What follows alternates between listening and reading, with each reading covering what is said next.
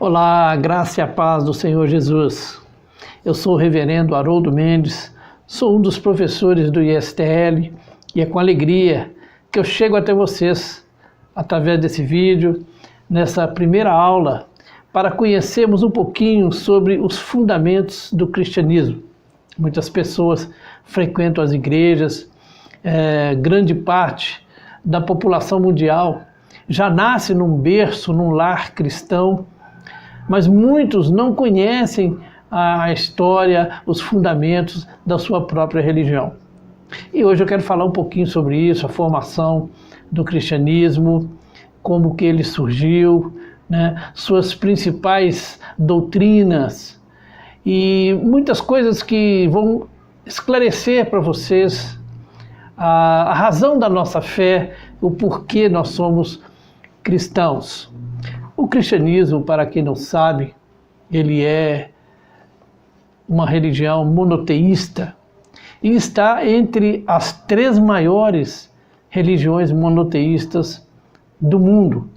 O monoteísmo é aquela religião que crê em um só Deus. Então o cristianismo crê que existe um só Deus. Nós temos no mundo 2,18 bilhões de cristãos. É a maior religião do mundo. O cristianismo, ele começou como um movimento dentro do judaísmo no 1º século depois de Cristo. Alguns dizem que ele era uma facção, uma vertente do próprio judaísmo. Então essa ligação do judaísmo e do cristianismo, ela é real. Não dá para a gente ser cristão e descartar o nosso vínculo com o judaísmo do 1º século. Então todos os primeiros apóstolos de Jesus, eles eram, em sua maioria, judeus. O próprio fundador do cristianismo, Jesus, era judeu, seguia os princípios do judaísmo do seu tempo. Então, essa ligação, ela tem alguns aspectos que é importante a gente colocar aqui para vocês, para que vocês possam compreender o nosso vínculo lá atrás com o judaísmo. O primeiro aspecto é que eles tinham o templo como um lugar comum. Vários textos do próprio Novo Testamento e também textos extra-bíblicos vão nos apontar como que os primeiros cristãos se reuniam também no templo. No templo e nas casas, muito embora, é bom a gente frisar aqui, que eles não celebravam o culto cristão dentro do templo judaico, mas eles se reuniam no pátio do templo. Também era grande a presença de sacerdotes e fariseus entre os primeiros cristãos. Muitos se converteram ao cristianismo, muitos se converteram àquela nova fé que estava surgindo ali. Também nós veremos que Paulo observa ritos judaicos. Ele não descarta de todo a sua tradição, a sua ascendência judaica.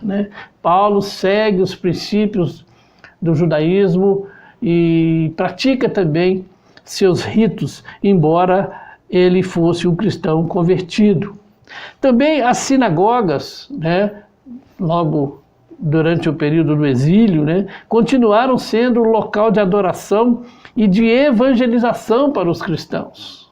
Sinagogas quer dizer casa de ensino, lugar de ensino.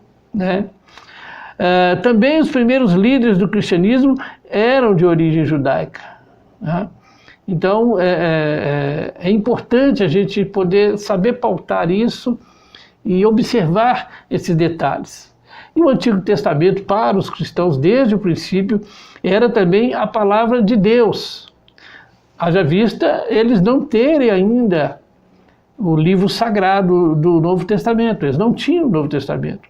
O que eles tinham eram alguns fragmentos de textos do Antigo Testamento, do qual eles se serviam dele. Depois começaram a circular entre as comunidades de fé as cartas paulinas, né? As cartas dirigidas às igrejas e também as chamadas cartas católicas ou cartas universais.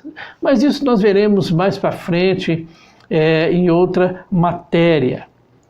Uma coisa importante é o contexto teológico e histórico em que o cristianismo nasce ali na Palestina. A esperança messiânica, né, a esperança de um Messias, era uma das características e tem sido, né, até hoje, distintivas do povo judeu através de toda a sua história. Então lá também, naquela época, eles esperavam o Messias, eles aguardavam o Messias. E a igreja cristã identificou em Jesus esse Messias esperado pelo povo de Israel. Isso é fundamental, porque já identifica o caráter divino do cristianismo nascente, das comunidades primitivas. Então esse Messias, ele é apontado desde lá dos textos antigos, da literatura rabínica, desde lá dos tempos antigos, dos textos sapienciais, dos textos dos profetas. Eles aguardavam o Messias. E o cristianismo é a evidência de que esse Messias já veio, esse Messias chegou, se manifestou entre o povo de Deus. Então, o Novo Testamento evidencia que os discípulos de Cristo incorporaram a crença messiânica de seus dias, né? Então, havia, né, na época, é bom a gente frisar, que alguns líderes se manifestavam e se identificavam com o Messias, né? O Novo Testamento vai nos mostrar isso. Os evangelhos também vão nos mostrar isso.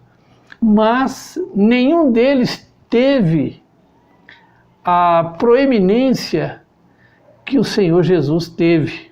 Jesus é o cumprimento das profecias veterotestamentárias, das profecias do Antigo Testamento.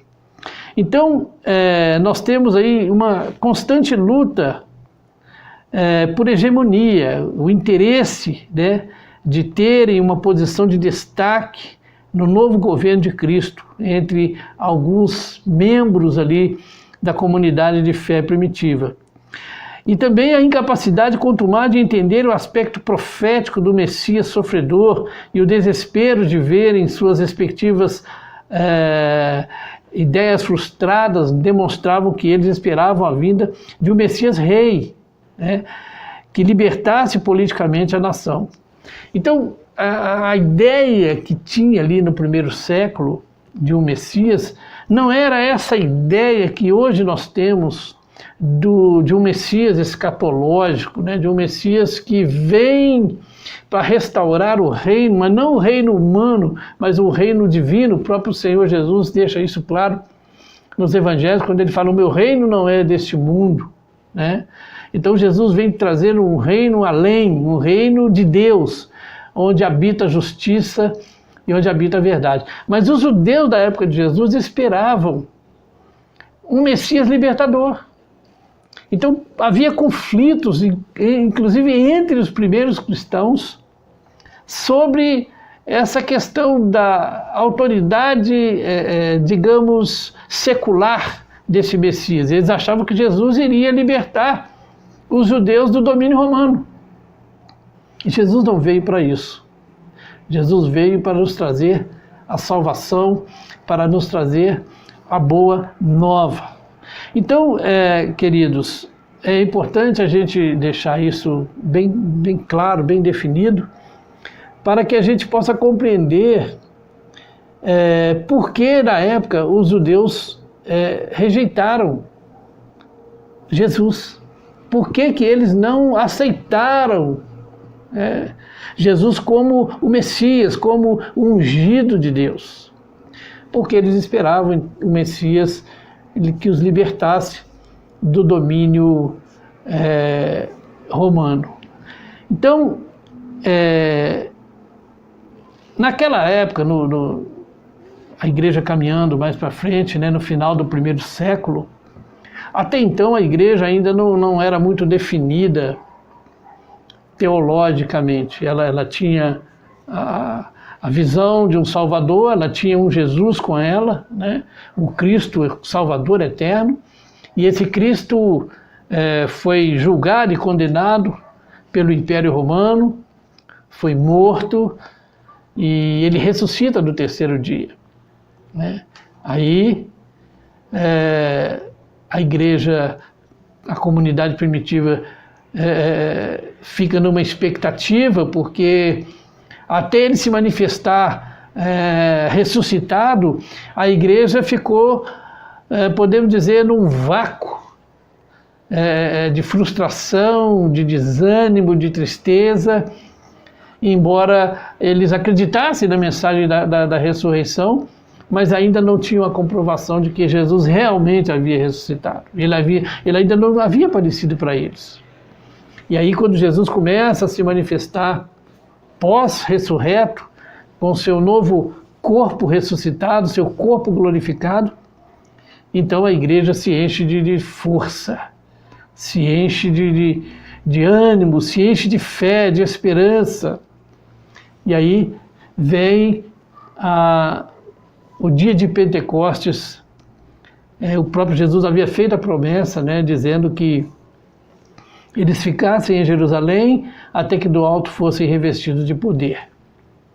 E aí eles recebem o poder do Espírito Santo, e a igreja que antes era tímida, medrosa, desesperançada, sem vida, ela ressurge com força pelo poder do Espírito Santo, e aí ela começa a operar maravilhas, e eles não temem mais os judeus, não temem mais o Império Romano, e a igreja então, aí ela começa a se desvincular do judaísmo, ela começa a se mostrar como uma força própria, como uma religião específica, não mais como uma seita do judaísmo, não mais como uma partição da antiga religião judaica, mas sim como a nova mensagem, a nova aliança, a força de Deus para o novo tempo da humanidade, e agora a salvação era oferecida a todas as pessoas. Então nós temos aí até o final do primeiro século uma igreja pujante, né? Uma igreja que não tem uma definição muito clara teologicamente falando, mas uma igreja que tinha uma experiência viva com Cristo vivo, com Jesus ressuscitado e com o poder do Espírito Santo. Hoje muitas igrejas tentam voltar a esse tempo, tentam viver uma realidade de igreja primitiva, mas sabemos que não é fácil, né, voltar a esse tempo, né? Então, queridos, a partir do ano 100, e aí os apóstolos já morreram, né? E a igreja começa a sofrer influência, começa a sofrer influência de vertentes, porque ela não tinha ainda uma estrutura teológica definida. E nós vemos entre essas influências que entram na igreja já no primeiro século, né, os chamados ebionitas. Na visão dos ebionitas, Jesus Cristo era apenas o profeta semelhante a Moisés. Lá em Deuteronômio 18, 15 a 18, diz assim: o Senhor teu Deus te suscitará um profeta do meio de ti, de teus irmãos, semelhante a mim, a ele ouvirás.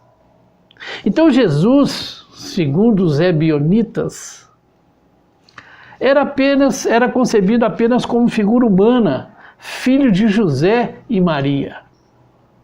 Eles acreditavam que Cristo desceu em forma de pomba, que o Espírito desceu, que Cristo desceu em forma de pomba sobre Jesus por ocasião do seu batismo ou da sua ressurreição. Então, para os ebionitas, Jesus era um homem sobre o qual desceu o Espírito Santo, que era, na verdade, o Cristo, segundo a concepção dos ebionitas.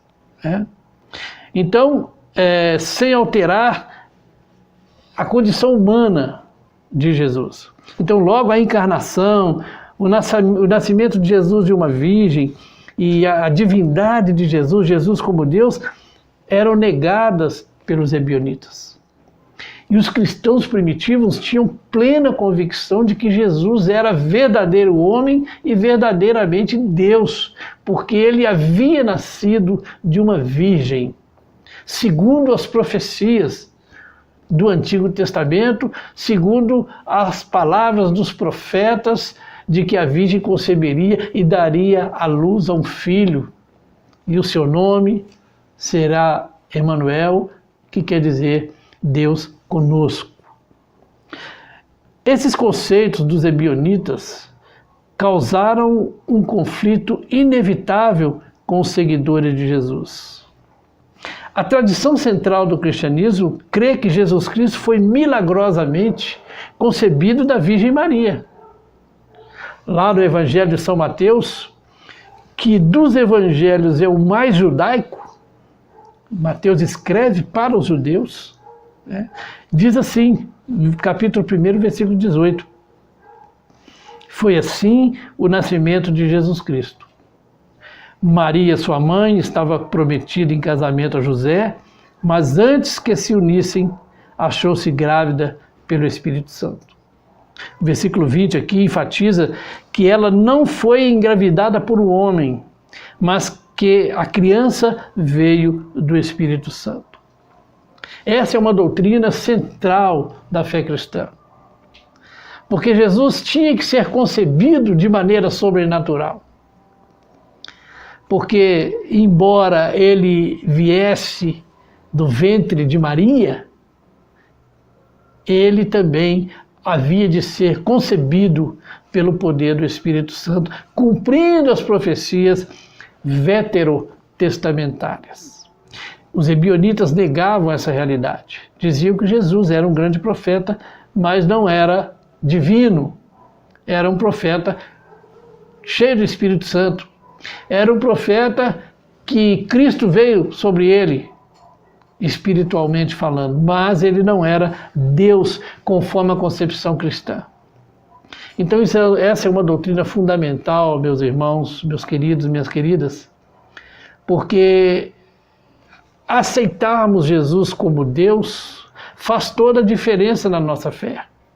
Porque se Jesus não é Deus, então nós continuamos em nossos delitos e pecados. Nós não recebemos perdão, porque só Deus pode perdoar o pecado.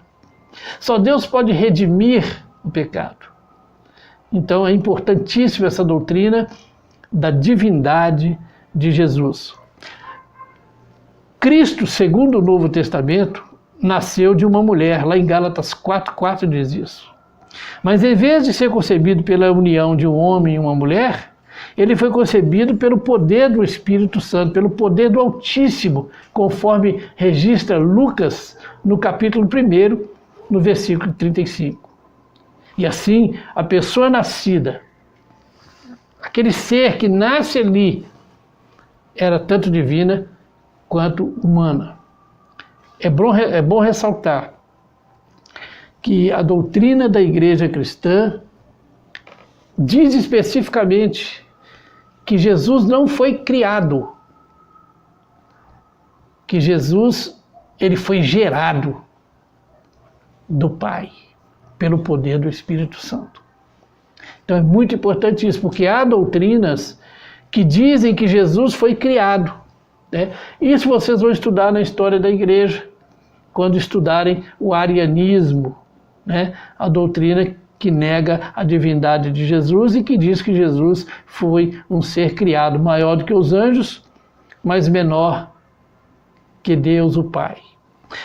Um outro grupo que trouxe muito problema para a igreja primitiva e que até hoje, nos nossos dias, ainda incomoda a igreja é o gnosticismo. É uma filosofia, uma crença de natureza sincrética.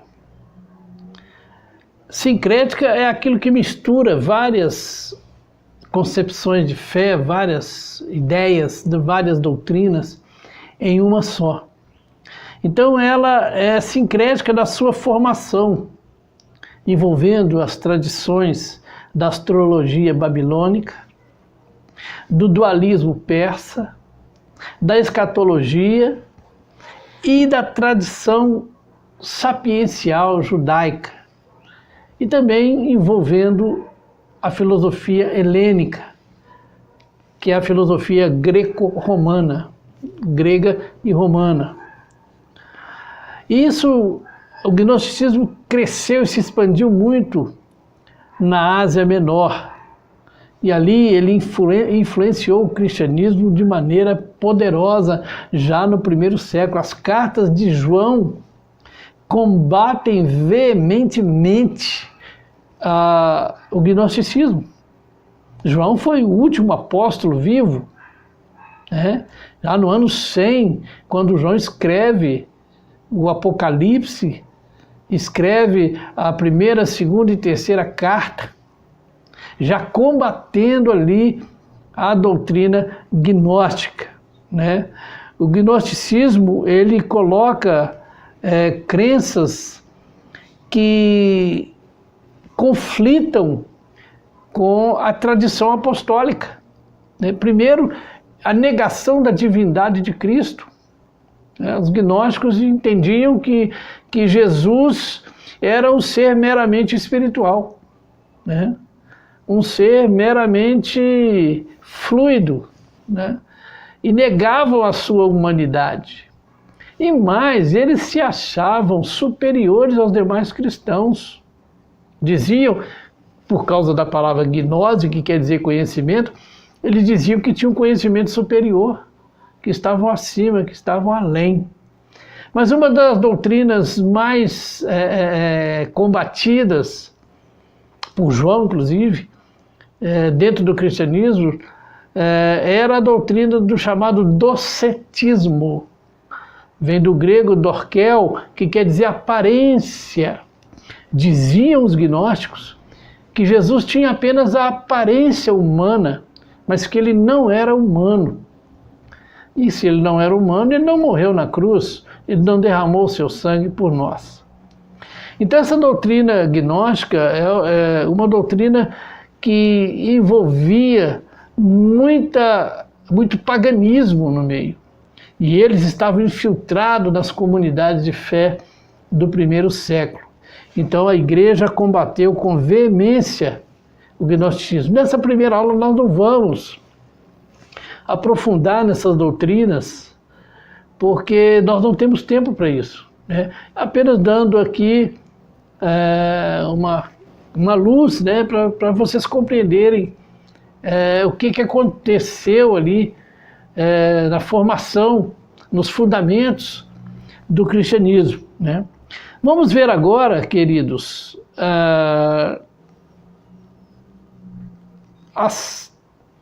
os fundamentos primeiros, né, da doutrina cristã.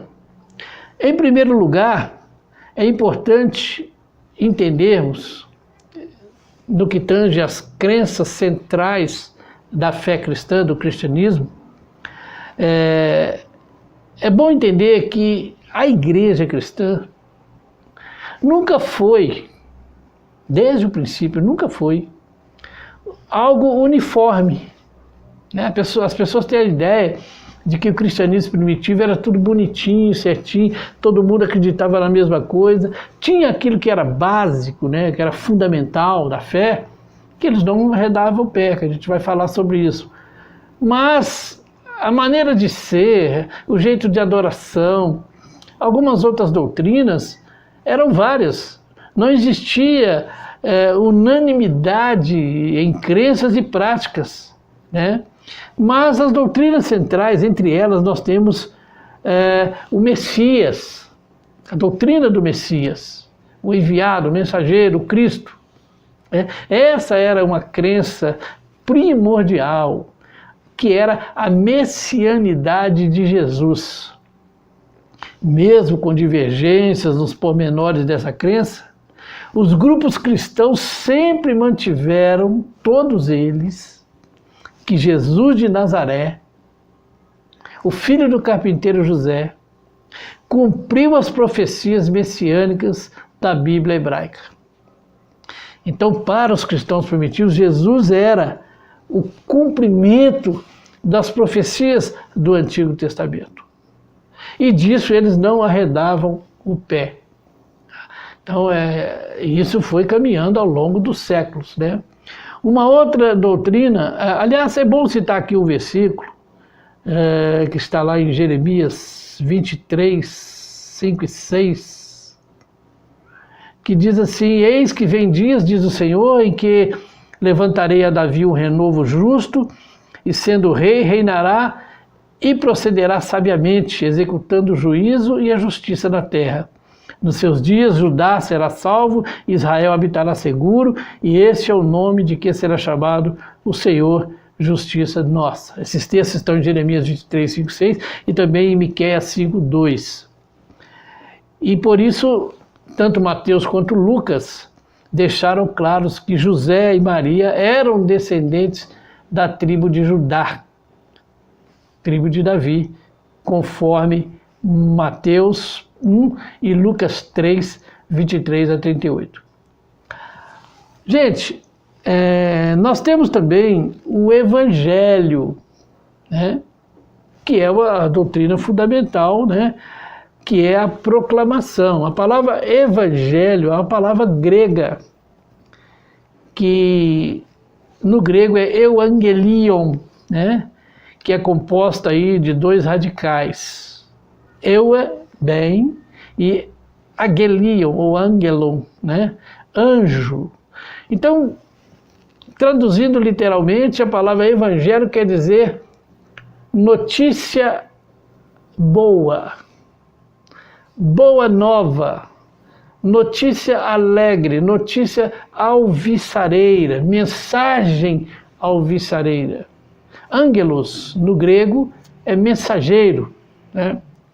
Então, na literatura clássica, era um termo técnico para anunciar vitória, libertação e gozo, e usada também para anunciar o fim de uma guerra.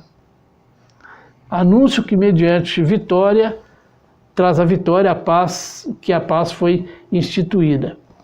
Então, essa boa notícia, esse evangelho, né, ele era primordial nos primeiros séculos do cristianismo e até hoje, né? Ele é a base da fé cristã. Se você perder tudo do Novo Testamento e ficar só com os evangelhos, você encontra Jesus ali. Eles são textos narrativos biográficos. É nos evangelhos que você vai encontrar o que Jesus fez. É nos evangelhos que você vai conhecer os milagres, conhecer a origem de Jesus. Inclusive lá em Mateus tem até a genealogia de Jesus para mostrar que ele era descendente de Davi. Então é fundamental a messianidade de Jesus e a crença nos evangelhos. Tá? Todo cristão precisa crer nos evangelhos. E também uma outra crença fundamental que a igreja não pode abrir mão é o nascimento virginal de Jesus. Por isso, a ênfase do próprio credo apostólico, quando fala que ele nasceu da Virgem Maria, nasceu de uma virgem, é justamente para mostrar o aspecto espiritual de Jesus, para mostrar a sua divindade, a sua messianidade, cumprindo as profecias do Antigo Testamento. Então, meus queridos, nós vamos parar por aqui, nessa primeira aula, nesse primeiro contato nosso com vocês, e eu espero que tenha sido esclarecedora a nossa explanação.